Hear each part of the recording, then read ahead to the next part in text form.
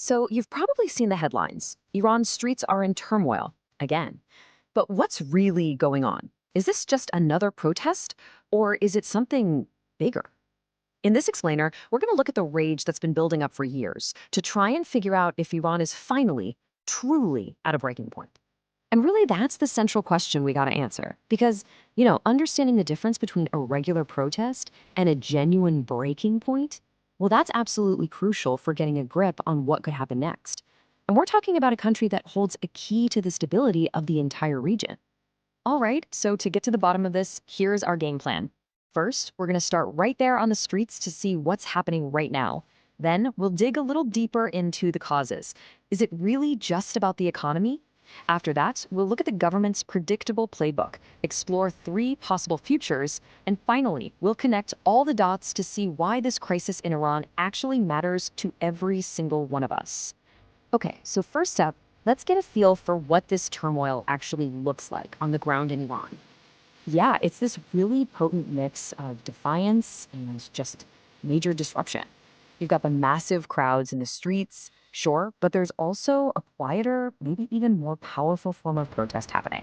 We're talking widespread strikes, shopkeepers just pulling down their shutters, and of course, this all leads to some pretty volatile clashes with security forces, which creates this incredibly tense atmosphere across the whole country.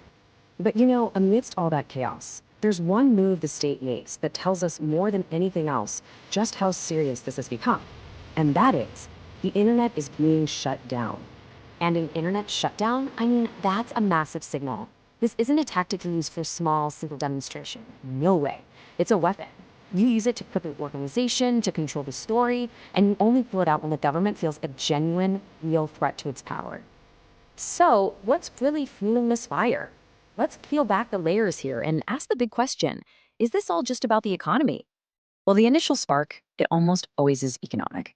And the pressure cooker has been on high for a while now. Think about it.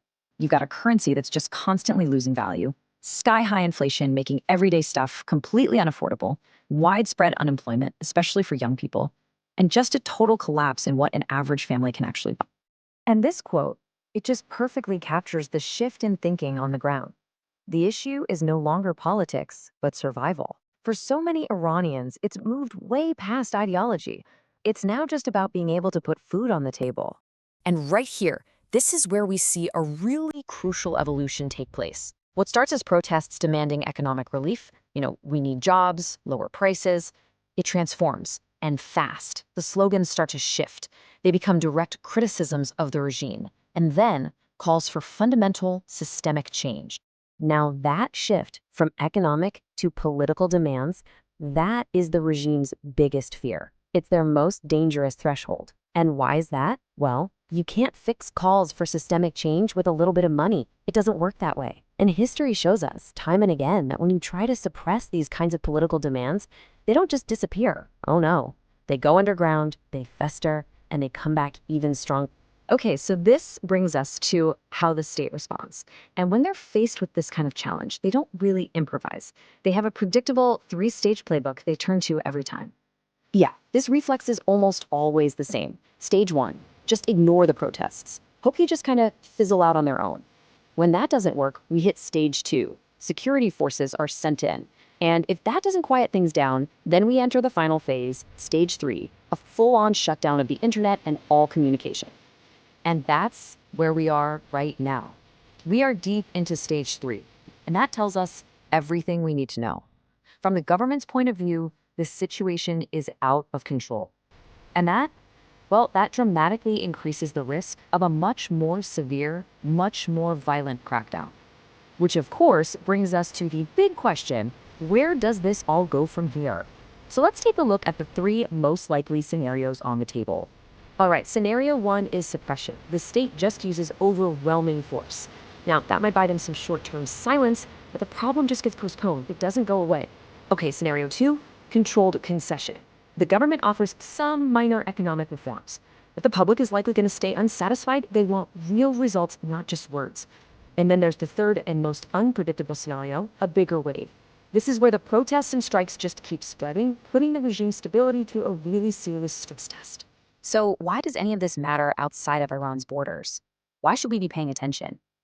In our final section, let's zoom out and look at the global ripple effects this crisis could have. And let's be really clear, this is not just a domestic issue, not by a long shot. Iran sits at a critical global crossroads. It's a key player in energy routes, it's a huge hub for trade in the region, and it's a central weight in the very delicate balance of power across the entire Middle East.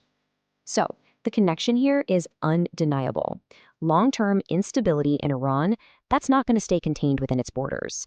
It has the very real potential to send shockwaves through global energy prices and completely mess with regional security. So, as we wrap this up, the most important thing to remember is this. What we are seeing on the streets of Iran isn't just a moment. It's not a fleeting thing. It's the public expression of a story that has been building and building for years. A story of economic pain and deep political frustration. Ultimately, what's happening in Iran isn't just another news story. It's a massive stress test for a regime and for an entire nation at a crossroads. And that leaves us with one final crucial question. Will Iran manage to get this crisis under control? Or are we watching the beginning of a much bigger wave, one that could grow and reshape the entire region?